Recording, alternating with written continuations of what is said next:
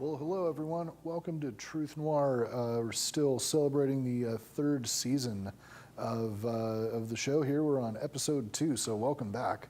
I'm bringing back an old friend today to talk to us about some various things he's done in the past. He was our resident Bible scholar, all things Jesus and Old Testament and end of the world and whatever else you like.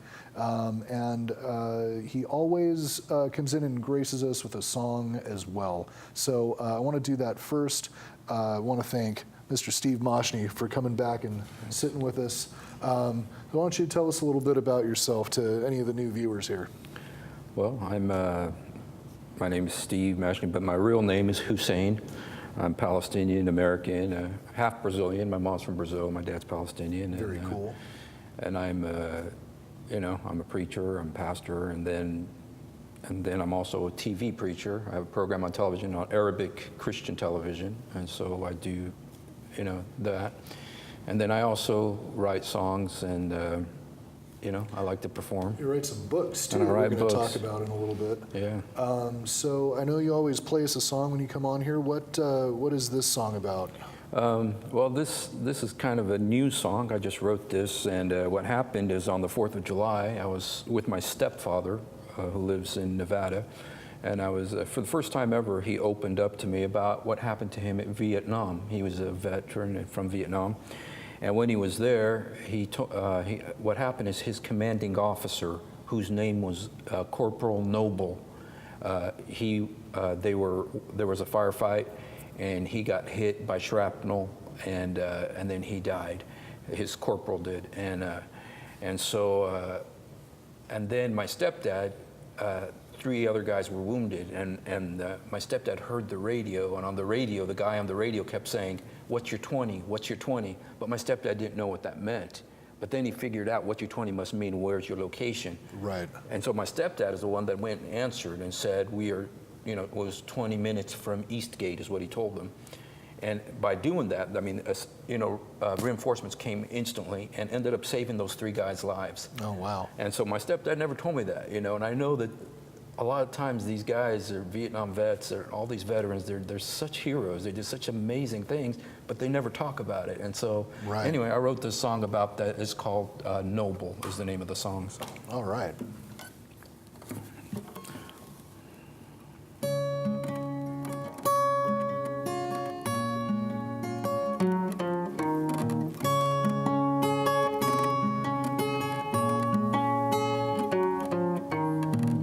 Noble hail from Baton Rouge, grew up on the Rascals and the Stooges.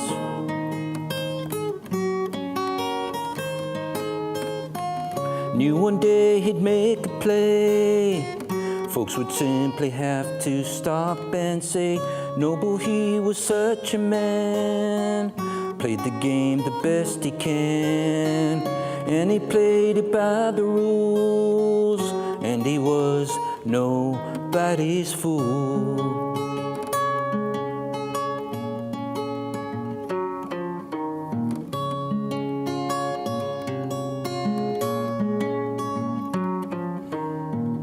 Finished school, joined the Marines, took the khaki-colored greens, rose up quickly through the ranks. They called him Corporal Noble in Vietnam.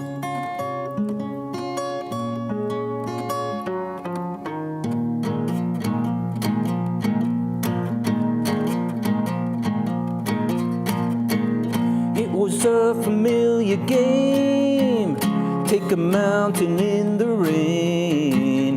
There he was with his platoon, underneath the jungle moon.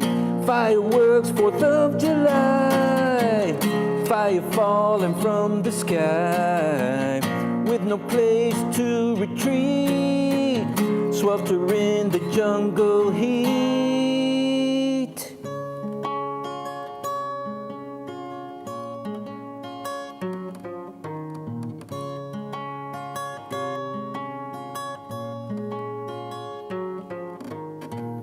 Noble, he was hit by shrapnel right between the eyes. Looked like he was dancing as he spinned, his arms a flailing like a whirling dervish underneath the napalm sky. Took a final spin and then he stopped and fell and died.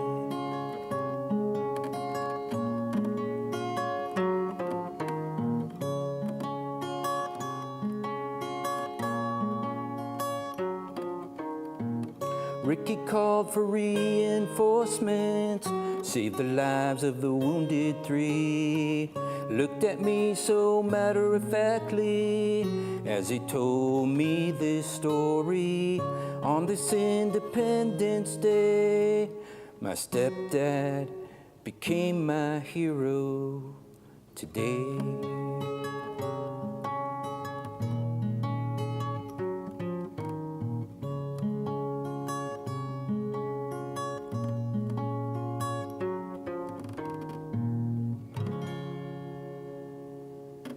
All right. Well, thank you, Steve, so much. It's always a pleasure having you on because I know we're going to get like some fantastic song in addition to an amazing conversation. Thank you so much. So thank you again, sir. Yeah, it's great to be here. Yeah. So yeah, how do you like the new digs? Wow, beautiful, man. This is really professional and nice cameras and everything. Yeah. Congratulations on the progress. Yeah, thanks. So yeah, in addition to being a sterling musician, you are also actually, to speak to that, this is one of your albums you have recorded? Yeah, it's called Harbinger? Harbinger, yeah. Harbinger. It was these are songs I wrote. Now, a lot of these, I kind of went through a phase. I was in the Middle East from 1999 till 2007, and I lived in the Gaza Strip for 6 years, and I lived in Jerusalem for 2 years. And while I was there, I'm Arab, and so I started writing a lot of Arab songs, and a lot of songs are Arabic. And and this album was kind of like when I came back. And so there's a lot more Arabic in it than there is in the stuff that I do these days. These days it's mostly English, but there's a lot of Arabic songs on here. And there's one particular song, it's called Ghafar li, which is Arabic. It means he forgave me. And it's the story of the thief who died next to Jesus. And he says, remember me when you come to your kingdom. And Jesus says, today you'll be with me in paradise. And what's funny is I did this, and then the studio, an Arabic television studio, heard the song, and they actually asked me to do a video with it. And so in the video, I am the thief that died next to Jesus. And wow. So it was like a whole production. Yeah, with the 3 thieves and everything. We die and go to heaven, man. I had blood all over me like the Passion of the Christ. Yeah, it's awesome. Oh, dude, well, I wouldn't call it that, but. You'll have to send me a link to it. But anyway. And so, all right, so you record, and you are also an author of numerous books. This one I'm familiar with. This one is called Magog, Mehdi, and the Mark of the Beast. And this one, if memory serves, is where you reference scripture with certain things that are happening today that were, at the time were supposed to be indications of the end times, right? Right. And so, fascinating. I like this one a lot. I think we even based like a few episodes of the show on this from the past, so you can go back and look through old Truth Noir episodes, and we talk about this one at length. And then we have a whole bunch more. Should we just go through the whole stack? Sure. All right. So this one is, it's called Son of Mary. Son of Mary, yeah. That's a book I wrote about. It's about what the Quran says about Jesus. I'm a Christian, and so I like to share the gospel with people, with Muslims, and this book tells how to use the Quran, to be able to share the gospel with Muslims. The Quran talks about Jesus a lot, talks about Jesus 25 times, says that he's born of a virgin, says that he is the Messiah, that he did many miracles, raising the dead, the blind, making the blind see, and so there's many similarities to the the Christian belief. There's many differences, but a couple of similarities, and this is how to be able to use those to make a conversation, talk about it. Sure. Well, yeah, and something, I mean, this was new to me until fairly recently, but I wasn't aware that, like, Jesus was one of the most quoted prophets in the Quran, right? Well, the number one in the Quran, the most quoted, is Moses, or the most talked about, mentioned is Moses. Okay. And then Jesus is mentioned 25 times, which is, he's very highly regarded in Islam. The difference being that they don't believe that he's the Son of God. They believe he's just a human being. So, that's one of the big differences between the Christian and the Islamic Jesus, is that his name in Arabic is Isa. Isa, okay. Who's my uncle. My uncle's Isa. My family's Muslim. My father's Muslim and stuff. But I'm a Christian. But in the Christians call Jesus Yeshua in Arabic. It's Yeshua, which is similar to the Hebrew Yeshua. Right. And so, but the Muslims call Jesus Isa. And so this is about Isa, this book. So. Fascinating. Yeah, it's called Son of Mary. And so we have, so there's Son of Mary, Magog, Mehdi, and the Bark of the Beast. And then this one, The History of Sin. Yeah, this is my autobiography, and it's called The History of Sin. So that's my joke. I always have a joke about this book. So because you're the world's most notorious sinner, Steve. Yeah. Anyway, that joke always falls flat, but I still tell it. So. And so what is this one about? This one is about, like, it talks about in the Bible, where sin began. Sin began with Lucifer. He was the first sinner. And it began with pride in his heart. He was the highest of all creation, the most beautiful angel, the worship leader, the musician in heaven. Right. And he was so, so exalted and so beautiful. It says, your beauty has corrupted your wisdom. And so he was influenced by his beauty and, thought that he wanted to become God. He says, I want to become like God. I want to make my throne above God and everything. And so that's the beginning of sin. But then how it comes into human history with Adam and Eve in the garden, then Cain and Abel, and yes. then and just kind of the history. And then Jesus, how Jesus dealt with sin and, destroyed the power of sin. And so that's the history of sin. So Interesting. yeah. Alrighty, so moving right along, we have like this. I can't believe you've written this many books, man. And I've sold approximately, just about 16 books. Really? Well, you got to stop giving them away. You got to stop giving them to me.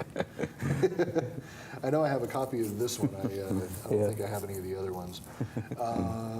So this moving one right along, we got the now. This is by a different author, no? No, it's me, but because it's a pretty sensitive subject, I used a pseudonym, Mustafa Noor, but I'm the writer. Oh, okay. It's called The Gray Zone. It's about Muslims who have converted to Christianity, like me. It's a dangerous thing to do in certain parts of the world. Well, the Quran says if somebody forsakes their religion, it says pursue them and kill them.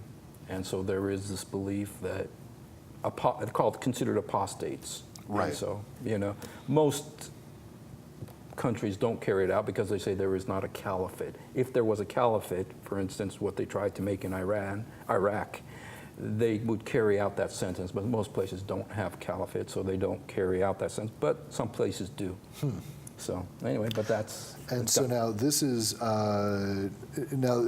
not just your story. No, it's several people. How many people did you collect stories from for this? This one has 12 people, but it has my story too, but it includes like 12 people, and just kind of the struggles they went through and, how they suffered, for their faith. And interesting. Yeah, no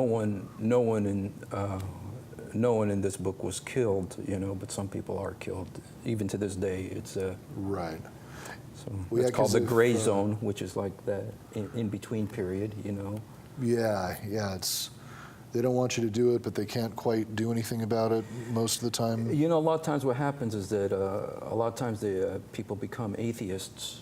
They don't want any religion. They see like what ISIS is doing, and they see stuff like that being done in the name of Islam and stuff, and they say, I don't want this, and so they become atheists. Quite a large number have become atheists, but then some of them will then say, but I do believe in God, and and so they open up, Right. Yeah. Yeah. It's one of those weird, because I mean, this happens in Christianity too. When you hear about recently we had this story about the priests in Pennsylvania abusing little kids, and it's like, yeah, no, that's really bad. I have a very good friend who was a Christian, and he became an atheist because he was a reporter who used to cover that stuff. Right. And he got so sick of it, I can't imagine covering that kind of stuff.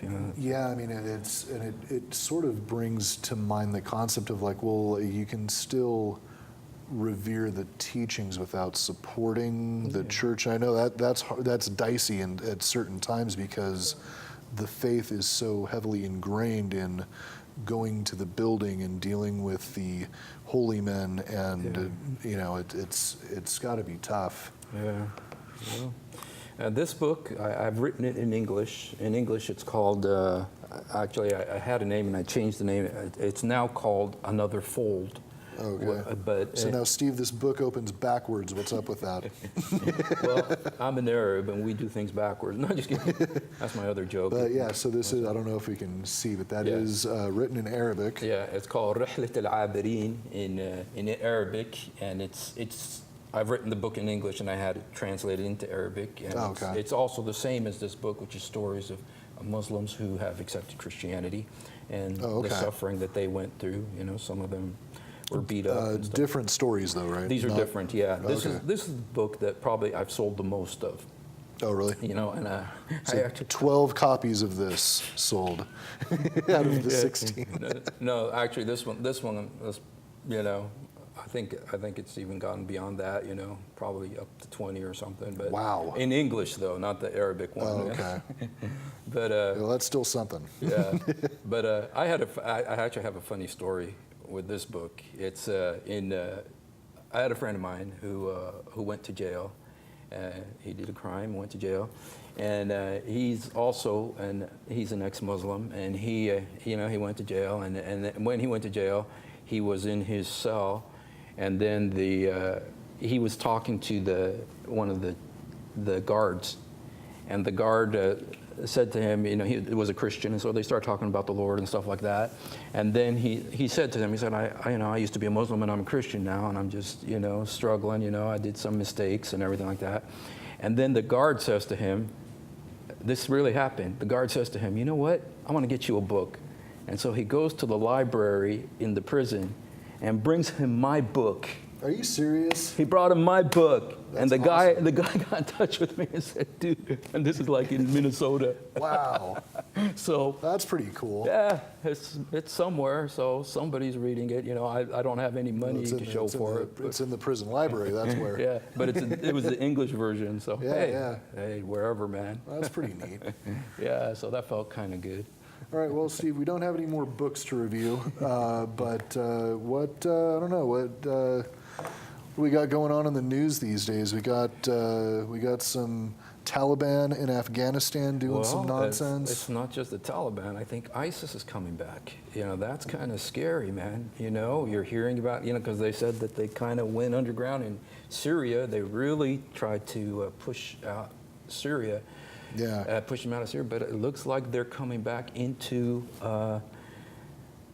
Afghanistan again. I guess maybe they think that's where they could operate more freely or have like-minded. But what's scary about this? These guys got weapons. We're talking about chemical weapons, and the stuff that's in Syria. I think that I'm scared that we're in for a big attack, Yeah, well, I mean, and especially now I heard that on the Khyber Pass is one of the largest gun manufacturers in the world. That it seemed. I mean, now this was from Vice News. I don't know how reliable that is, but they sent a guy there, and they're just making guns. They're literally casting the metal and making the bullets and putting these things together. Oh, is this the 3D thing that they were talking about or something? No, it was just like a little settlement near the Khyber Pass, but that's like all they do. is gun sales and manufacturing, and the guy was saying we're not going to win this. Like there are more guns traded here and completely without record. Like you just pay cash and go. Wow. You know, so it's like, who's to say where these things are ending up? Wow. You know, I think that honestly, when I heard that they're back, I'm thinking these guys have not been quiet. They've been planning something, and you know, Yeah. I hope I'm wrong. I hope to God I'm wrong. But you know, these guys are evil. They really want to hurt as many people as possible, and I'm scared that they might. I mean, they said so. They says and the fun. You know, it's not a funny thing, but every time they've said we're going to do something, they do it.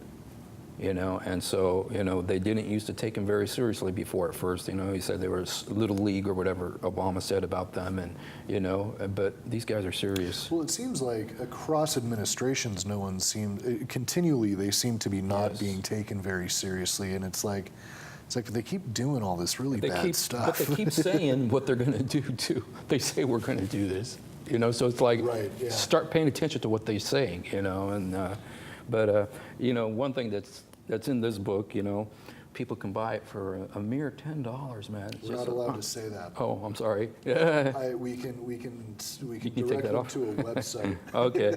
This is available on Amazon. No, just kidding. No, but I don't know exactly what the rules are, but okay. I think the most we can do is review them and direct them to a website. Oh, okay. I should have mentioned that before. I apologize. That's okay. That's all right. That was a joke, and I don't even know if that's a real price, but it was intended as a joke. But, you know, one thing that... We're joking here. Yeah. But yeah, no, I liked this book because it did correlate a lot of old scripture with things that were happening at the time. Right. And yeah, I mean, it was a great episode that we did regarding it, even down to like technology you were talking about, right? Technology. With the RFID chips and having your whole identity. The mark of the beast in the Bible, but you know, the one thing that is, you know, we talked about it, you know, when I first came on, and I think we did another program about it, was about that, you know, in the book of Ezekiel in the Old Testament, where it talks about this war that's going to happen, and that this war it specifically names who's going to be on which side of this war. There's like two alliances of nations. Mm-hmm. And the alliance of nations, on one side, I'll tell you the ancient, because it uses the ancient names. One is Magog, one is, but the other name is recognizable. It's Magog and Persia. Well, modern day Iran. Iran. Well, Magog, if you study out who is Magog, if you look down through history, they became the Scythians, and later on it developed into the Russians. So it's the Russians and the Iranians are going to be on one side. But then it talks about who's on the other side. It says the cubs of Tarshish. Well, Tarshish, cubs, I mean, these are like the descendants of Tarshish. It's not necessarily Tarshish, but the descendants of Tarshish.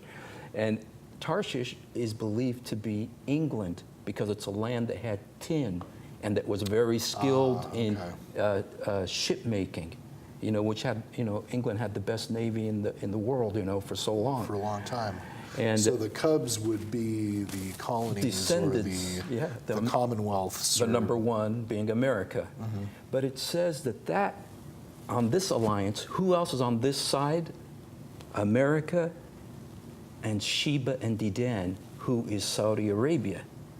And so what is the alliances that we see right now? America, exactly Saudi Arabia, Russia, and Iran. The Bible predicted this 3,800 years ago, and it's happening right now. And it says that they're coming to Jerusalem. And it says that America is going to be on the sideline saying, hey, don't do that, what are you doing? Just talking. But that Russia is going to be aggressive. And if you look at Russia, man, look at what they're doing, man, while America's just talking, you know? And so, anyway, that's one of the things I wrote about here is the alliance of nations. And that's something that seems to be happening. And it says specifically that it's going to be on the border of Israel. And it says also, I've mentioned this before, and I'll just mention it real quickly. It says in Isaiah 17:1, it says, Damascus will cease to be a city. Now, we've had a couple scares of that recently. There was battle going on right outside the city. Yes. What was that, a couple years ago? Yes. Right? But a new thing, and it's, I think, a scary development, is that Israel has been hitting Syria very strongly, going after Iran in Syria near Damascus. And so this is kind of a new thing. It used to just be America and Russia and their proxies, the Kurds and the Turks and everything. But now Israel is directly getting involved. So anyway, it's just, we can't say that that's exactly it, but I tell you what, it sounds like it. So. Right, yeah. So.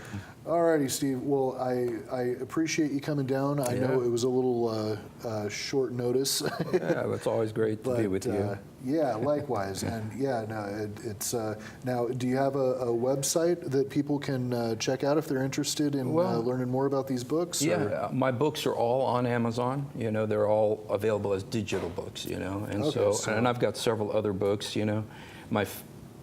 you want to see one of my books that's uplifting, most of my books are kind of either scary or depressing. Yeah, this one's kind of a bummer. So, if you want, emotional happiness, it's called Trees of Abraham. That was my first book, and to tell the truth, that's my favorite one because it has nothing to do with politics or nothing. It's just about Abraham and stuff. So, but it's all there, and so. Alrighty, Steve. Well, they're giving us the hard out, so we gotta call it. But thank you again for coming down. Thank you, it's always a pleasure. Always a pleasure to be with you. And so, you guys will be coming back here soon with more cool stuff. Coming up next, we got Dan Nieswander of the Now Man Show, also on Pasadena Media. So we're going to check him out in a little bit. And in the meantime, wherever you're going, get there safe. Bye.